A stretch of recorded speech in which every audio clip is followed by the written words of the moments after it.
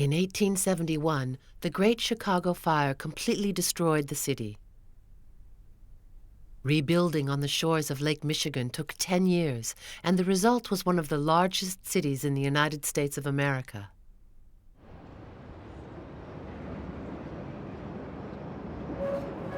The only thing missing in Chicago was a grand urban monument to be a symbol of the city's new status. In 1886, a group of businessmen collected $3 million and decided to build one. This was to be the Auditorium building, a new type of building to be under the double aegis of profit and culture.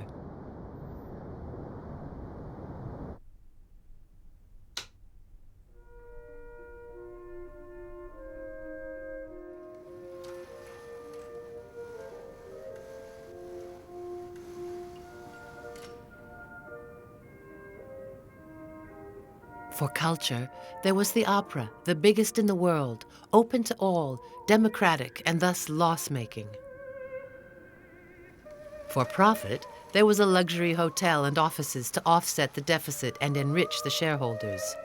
The opera, hotel, and offices were all housed in the same edifice, the most prestigious in the city. The complex was called the Auditorium, rather than the opera, to emphasize the innovative character of the enterprise. The project was entrusted to the engineer Dankmar Adler and his young associate, the architect Louis Sullivan, the author of one of the most famous formulae in the history of modern architecture. Form follows function.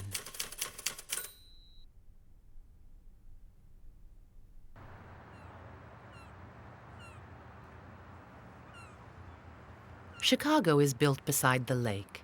The downtown buildings were piled along a narrow strip on the shore of Lake Michigan. If it was to serve its purpose, the auditorium could not be built anywhere else but in this wealthy area that was already overcrowded in 1886. Negotiations were undertaken with no fewer than 6 different landowners to acquire a parcel of land on the lakefront, on the very edge of the city center, a narrow plot between 3 main roads that were to dictate the outer shape of the project. The hotel would be on the prestigious Michigan Avenue, overlooking the lake. The offices were to be on the city side, on Wabash Avenue, a commercial highway. A high tower marked the changeover from offices to hotel.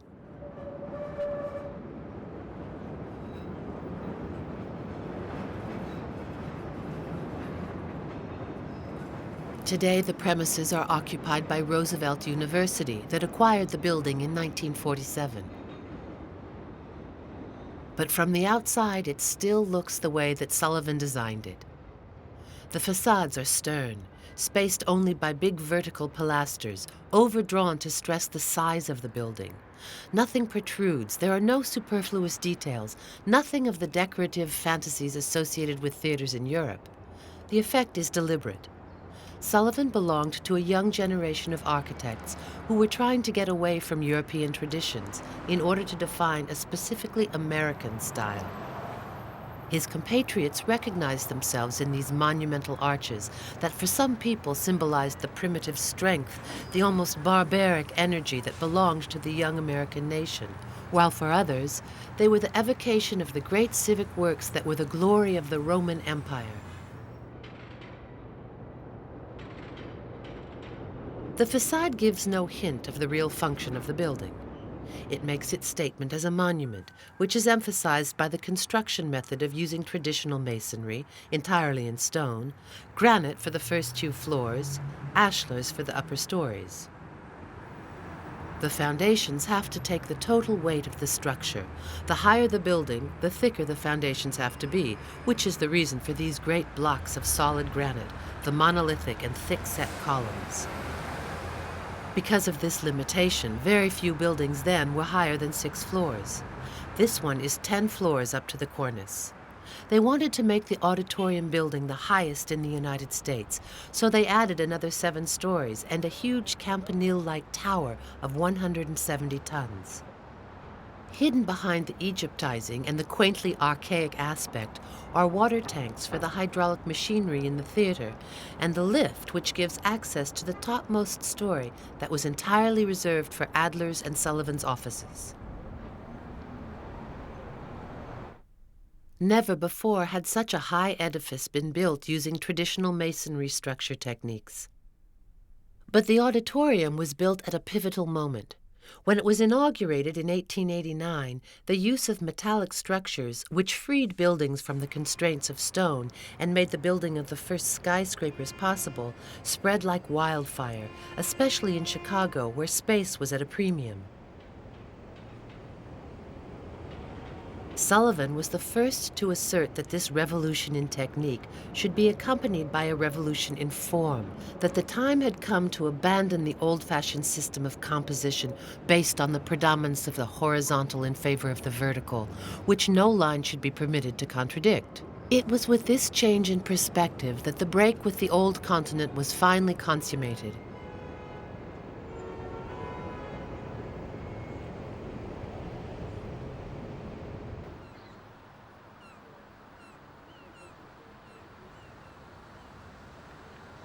Although it was, for a few months in 1890, the tallest building in the world, the auditorium's tower was merely an extension to the building, the outward sign of its exceptional status. Hidden behind the shell of the facades was the heart and being of the whole project, the biggest theater in the world.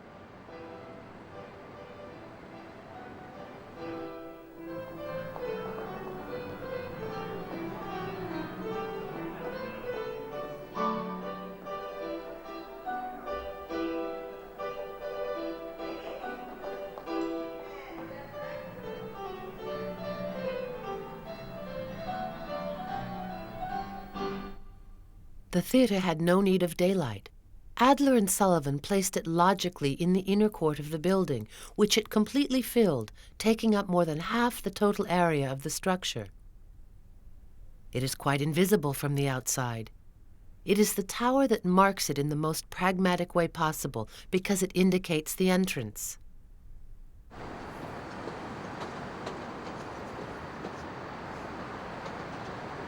Sullivan moved away from the European model with his breathtaking entrances.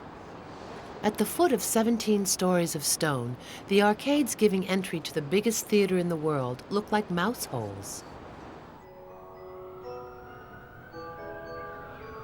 The entrance hall, with its extraordinarily low ceiling, seems to be borne down by the weight of the building. Above it, a crypt-like foyer is reserved for the intervals.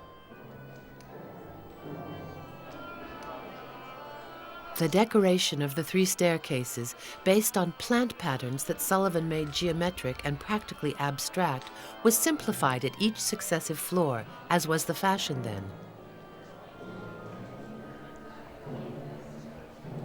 But at the same time, the whole space was restricted so that the main stairs of the Great Theater looked more like service stairs.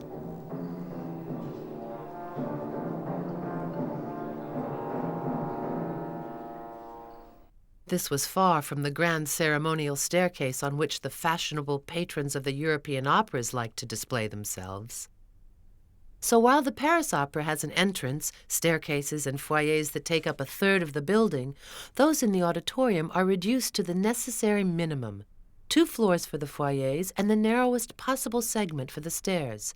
The auditorium takes priority. –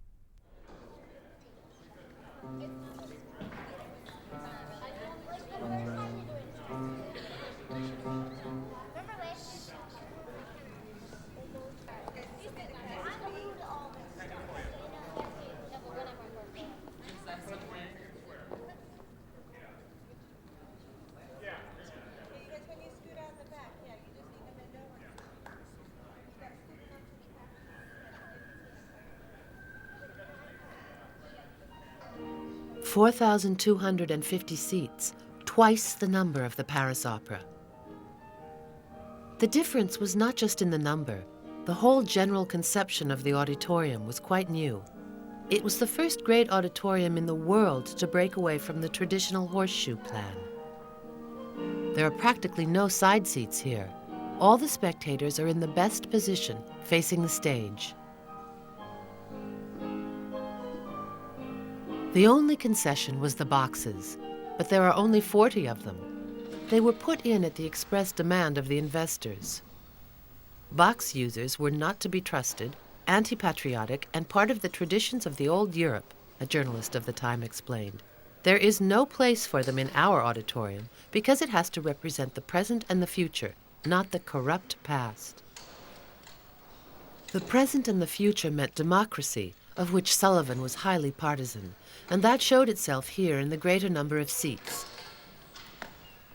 1,444 seats in the orchestra stalls, plus 1,632 seats in the extraordinary dress circle that looks like a stadium, plus 963 seats in the 2 balconies above it.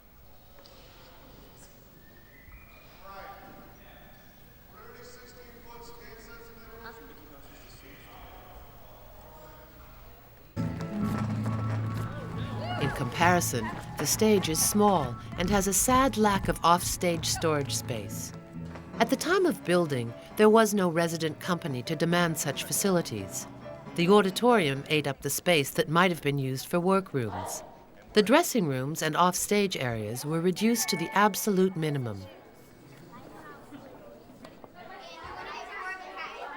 If a scene requires a large number of extras, they are obliged to assemble under the stage amid the remains of the impressive hydraulic machinery that was previously used to raise various parts of the stage floor, an avant-garde special effect for grand opera.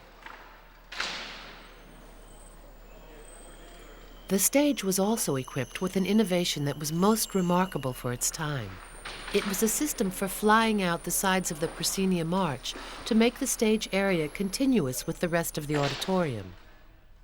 The effective disappearance of the stage pushes the logic of the auditorium to its limits.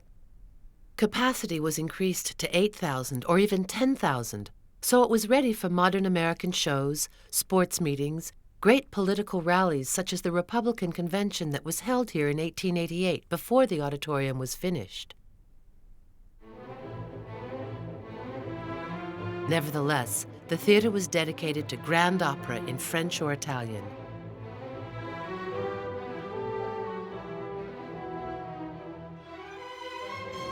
The acoustic problem was on the same gigantic scale as the theater itself. Adler had decided to build the first scientifically designed auditorium, and he invented a new type of ceiling for it. He made it in the form of a conical tunnel with arches that increased in height and width the further they were set from the stage. This acoustic tunnel, rather like a speaking trumpet, makes it possible to diminish reverberation by diminishing the volume of the auditorium, to control the graduation while improving the diffusion of the sound. The tunnel ends at the level of the first balcony, giving way to a flat ceiling to which Adler attached a mechanism to adapt the acoustic to suit a reduced-size auditorium. This flattered the ego of the divas, who were spared the unpleasantness of playing to a half-empty house. A mobile flap weighing several tons reduces the size of the audience by several hundred.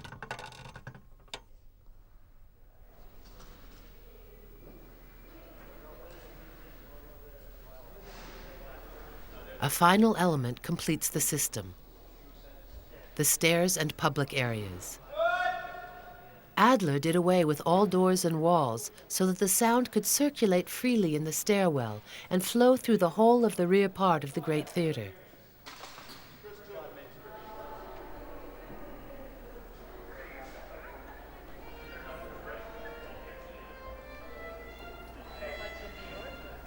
The stage is directly visible from the foyer on the first floor, which produces a feeling of seeing something that goes beyond a simple technical prowess, something unthinkable in a European theater.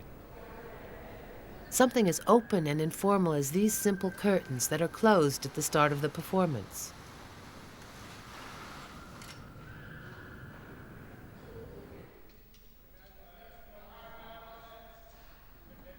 Edison's incandescent lamp of 1890. 4,000 Edison lamps, 4,000 naked bulbs light up the auditorium.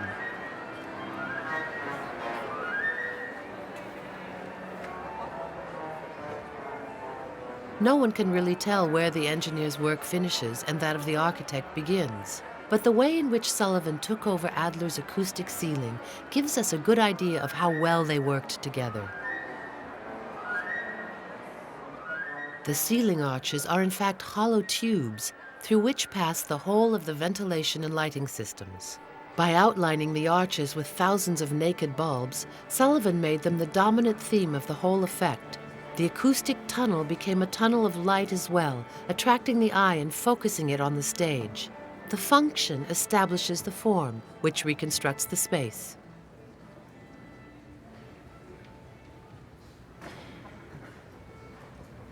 On the one hand is the simplicity of the naked bulb. On the other, the wealth and variety of features it shines upon. The rest of the auditorium is lighted in the same way. Only the light fittings and their arrangements change.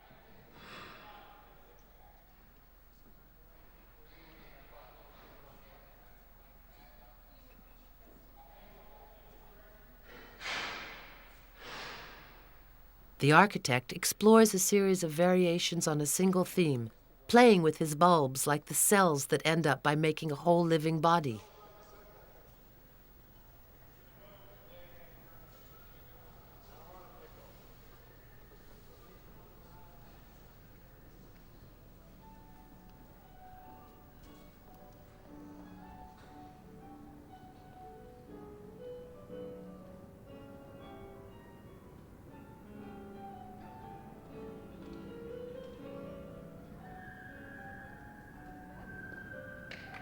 Nearby the elegant curves of the ceiling of the auditorium is another ceiling that looks like nothing known to the architecture of the 19th century. Its curve is the natural function of the pressure of the first balcony, just as a geological fold is a function of the pressure of terrestrial force. Instead of trying to hide this warp, the architect uses and amplifies it.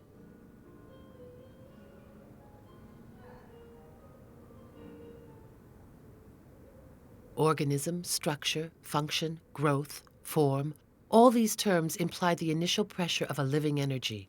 We call this pressure the function, and its result the form.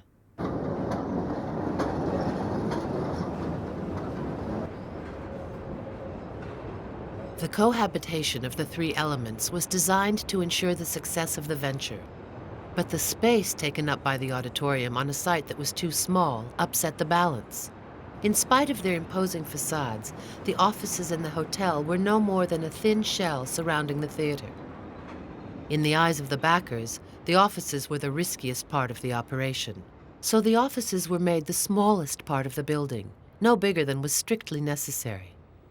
An iron staircase, industrial tiling that changed color on each floor, it could hardly have been plainer.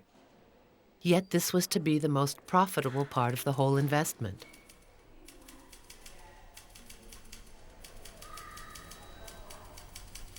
The hotel, with one side on Congress Avenue and the main facade overlooking the lake, was given very special attention. A majestic entrance, topped by a wide balcony, a vast and spacious hall, bathed in daylight, a handsome, richly decorated staircase. This is the opposite of the treatment of the auditorium, in which light and space were treated sparely. But after all, it was on the hotel and not the theater that the economic success of the enterprise depended. In the sumptuous dining room on the 10th floor that the university now uses as the library, the architect showed no interest in saving space. But then he stopped because there was no space left, because the hotel was a total improvisation. The backers were in a hurry to open, yet kept on wanting something new. The initial program was vague. This dining room, for example, was not included in the original working drawings, no more were the kitchens or staff bedrooms. They had simply been forgotten. But there was worse than that. In 1889, when the building was almost finished, they had at last an idea of consulting a specialist in hotel management, who immediately demanded an extra banqueting suite. Adler got down to work and designed this large room using a metallic structure, the only one in the whole building. Sullivan then undertook to decorate it, setting it to music, as Frank Lloyd Wright, who started his architectural life on this site, was to say later.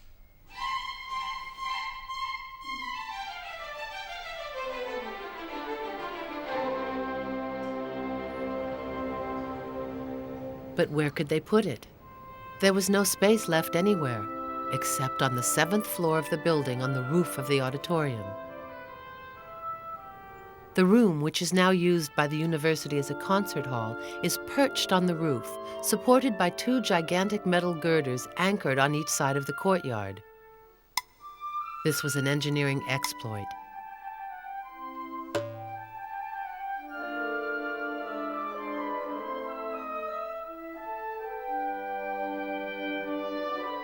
Despite its luxurious decor, its fine site, and the extraordinary success of the building, the lack of space was a serious handicap to the hotel, as well as the impossibility of having rooms on the courtyard, the very high running costs due to the complicated layout, and the traffic caused by the theater.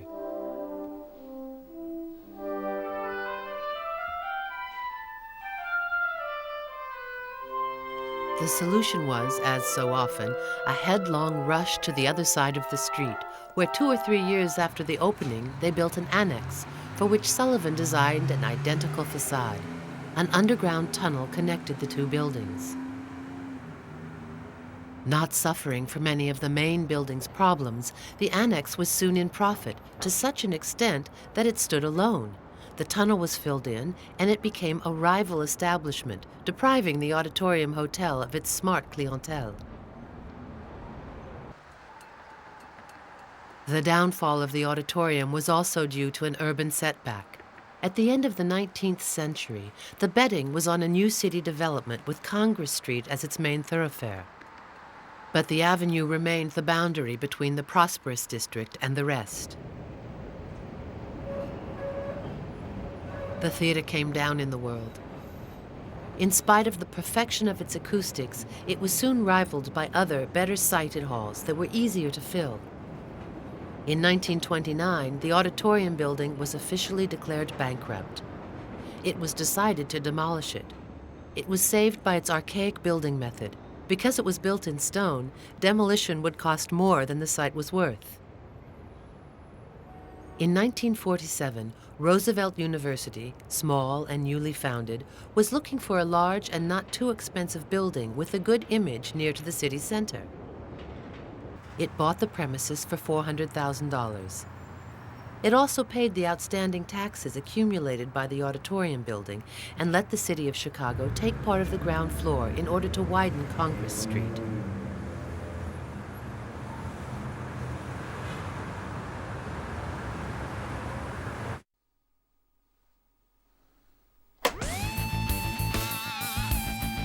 In 1967, the theater was reopened and became, for a few years, the main city venue for rock music, the only one capable of housing Jefferson Airplane and Grateful Dead concerts.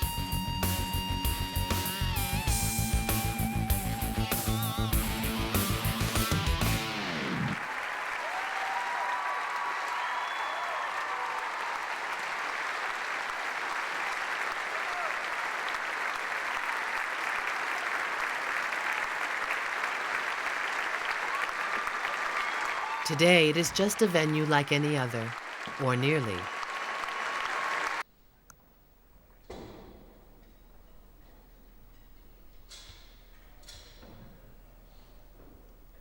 In theaters, it is usual to leave a permanent working light on the empty stage between performances and rehearsals, to keep ghosts away. Adler and Sullivan went their separate ways in 1896. Sullivan, at the peak of his reputation, stayed alone up in his tower. He was, for a time, the most fashionable architect. Then his wealthiest customers, seeing there was no Adler to give them confidence, went elsewhere. In 1918, he left his offices at the top of the tower because he could no longer afford to pay the rent. The view over the lake was replaced by a view of subway trains. Nowadays, this is a university corridor, but for 3 months it was his office on the 2nd floor, before he left forever the grandest edifice he had built.